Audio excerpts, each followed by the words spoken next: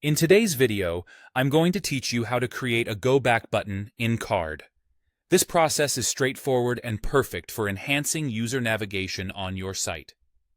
So, let's dive in and get started on this journey of creating a functional, user-friendly feature for your web page. To begin, make sure you have your web browser open. You'll first head over to the Carrd website. If you're unfamiliar with Carrd, it's a simple yet powerful platform for building responsive sites with ease. After reaching the main page, log into your account or create one if you haven't already. Once logged in, you'll be able to access your dashboard, which displays your existing projects and options to start new ones. Within the Carrd editor, which is the hub of creativity for your web page, you'll notice a variety of design capabilities and tools at your disposal.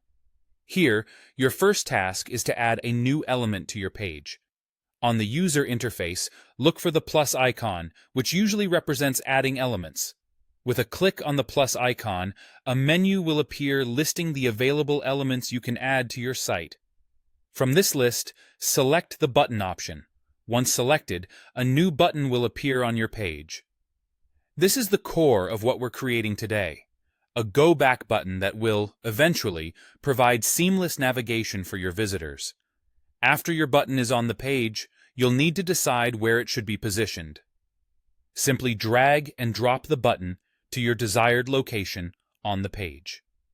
You can place it wherever you think will be most intuitive for your visitors, ensuring that it's easily accessible yet well integrated into your page design. Next, click directly on this button to open its settings. Here, you'll see various customization options that allow you to tailor its appearance and functionality to meet your needs. One of the primary fields you'll want to focus on is the label field. This is where you'll enter the text you wish to appear on your button, such as "Go Back" or any other phrase that suits your style or intention. It's important to choose a label that clearly conveys the button's purpose to your users. Once you've named your button, locate the URL field within the button's settings. This is typically where you'd link to another page or site, but for a Go Back button designed to redirect to the previous page, you'll leave this field blank to utilize its default behavior. After this, ensure everything is set the way you want, and then look for the Done button to save all your changes. And there you have it, a fully functional Go Back button crafted easily on Carrd.